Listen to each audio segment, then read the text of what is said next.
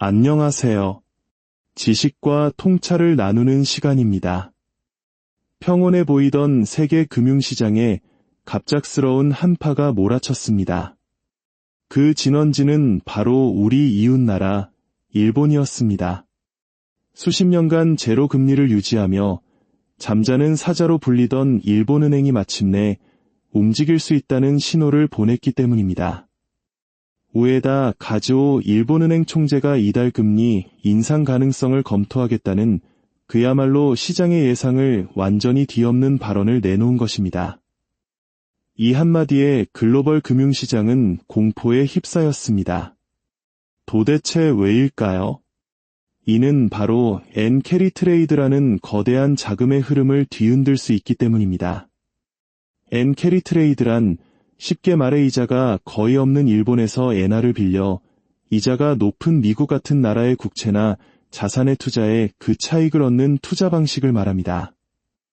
지난 수십 년간 전 세계 투자자들에게는 거의 공짜 점심과도 같은 확실한 수익 모델이었죠. 하지만 일본이 금리를 올린다는 것은 이 공짜 점심이 끝날 수 있다는 무서운 경고입니다. 발언이 나온 직후 일본 국채 가격은 폭락하고 엔화 가치는 급등하는 등 시장은 즉각적으로 반응했습니다. 마치 거대한 폭풍 전야의 긴장감이 전 세계를 감싸기 시작한 것입니다. 일본에서 시작된 작은 날갯짓은 태평양을 건너 거대한 나비 효과를 일으켰습니다. 일본 국채 금리가 요동치자 곧바로 미국과 독일 등 전 세계 주요 국가의 채권 시장이 함께 흔들렸습니다.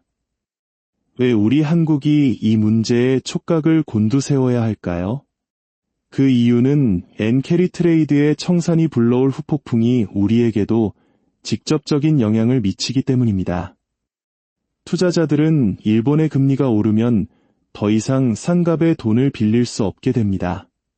그러면 그들은 빌린 엔화를 갚기 위해 전 세계에 투자했던 자산, 예를 들어 미국 국채나 한국 주식 등을 급하게 팔아치우기 시작할 겁니다. 도이체방크의 추산에 따르면 엔캐리 트레이드의 전 세계 투자 규모는 무려 2경 9천조 원에 달한다고 합니다. 상상조차 하기 힘든 이 거대한 돈이 한꺼번에 움직인다면 글로벌 금융시장은 걷잡을 수 없는 혼란에 빠질 수 있습니다. 특히 우리처럼 수출 의존도가 높고 외국인 자본의 영향력이 큰 시장은 그 충격을 고스란히 받게 됩니다. 과거 2008년 금융위기 당시 엔캐리 자금의 급격한 청산이 코스피 폭락의 한 원인이 되었던 아픈 기억이 떠오르는 순간입니다. 전통 금융시장이 일본발 쇼크로 얼어붙는 동안 가상자산 시장은 말 그대로 대형 롤러코스터를 탔습니다. 주 초반 비트코인 가격은 83,000달러 선까지 추락하며 투자자들의 간담을 서늘하게 하더니 곧바로 9만 달러 선을 회복하는 극심한 변동성을 보였습니다. 단기간의 등락으로 보기에는 시장을 짓누르는 악재가 너무나도 많습니다. 전문가들은 크게 5가지 이유를 꼽습니다. 첫째, 주기적으로 찾아오는 반감기 이후의 조정 국면이라는 분석입니다. 역사적으로 비트코인은 4년 주기의 반감기 이후 최고가를 경신하고 하락하는 패턴을 보여왔습니다. 둘째, 레버리지 청산 사태입니다. 쉽게 말해 빚을 내서 투자하는 규모가 너무 커졌는데 가격이 하락하자 이 빚을 갚기 위한 강제 매도가 연쇄적으로 터져나오며 하락을 부채질했다는 것입니다. 특히 초기 투자금의 수백 배까지 베팅하는 초위험 파생 상품의 유행이 폭락의 도화선이 되었습니다. 셋째, 그동안 시장의 돈줄 역할을 톡톡히 했던 비트코인 ETF에서 자금이 계속 빠져나가고 있다는 점입니다. 특히 기관 투자자, 즉 큰 손들이 흥미를 잃고 시장을 떠나고 있다는 것은 매우 좋지 않은 신호입니다.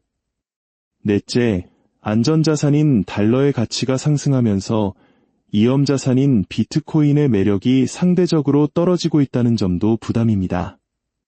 마지막으로 비트코인 전도사로 불리던 마이크로 스트래티지 같은 기업들마저 필요하다면 비트코인을 매도할 수 있다며 기존에 절대 팔지 않겠다는 입장에서 한 발 물러선 것도 투자 심리를 얼어붙게 만들었습니다. 이런 악재들이 겹치면서 시장에서는 혹독한 하락장을 의미하는 크립토 인터, 즉 가상자산의 겨울이 다시 시작되는 것 아니냐는 공포가 확산되고 있습니다.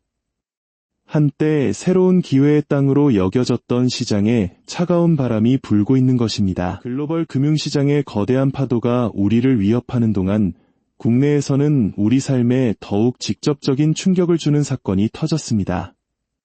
바로 쿠팡의 개인정보 유출 사태입니다. 3천만 명이 넘는 고객 정보가 유출되었다는 것은 사실상 경제활동을 하는 거의 모든 국민의 정보가 털렸다는 의미와 같습니다.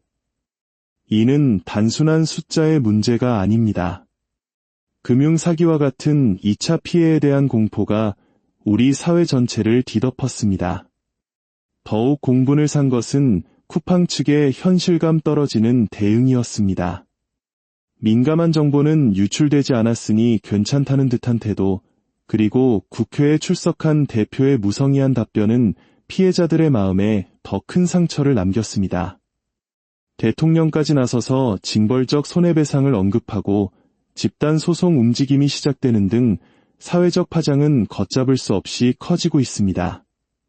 바다 건너의 경제 지표보다 내 손안의 정보가 유출되었다는 사실이 더 큰 공포로 다가온 한 주였습니다. 이처럼 이번 주는 일본의 금리 결정, 미국의 통화 정책, 그리고 가상자산 시장의 향방까지 세계 경제의 흐름을 좌우할 중대한 변곡점들이 눈앞에 다가왔음을 보여주었습니다. 월가에서는 내년 증시가 좋을 것이라는 낙관론도 고개를 들고 있지만 동시에 우리는 언제 터질지 모르는 잠재적 위험들 위에 서 있음을 잊어서는 안 됩니다. 다가오는 미 연준의 마지막 금리 결정회의와 일본은행의 최종 선택은 연말 금융시장의 방향을 결정할 가장 중요한 분수령이 될 것입니다. 한치 앞을 내다보기 힘든 불확실성의 시대입니다. 이러한 격동의 시기 속에서 우리는 냉정한 분석과 신중한 판단으로 스스로를 지켜나가야 할 것입니다. 오늘 이야기가 여러분의 길에 작은 등불이 되기를 바랍니다.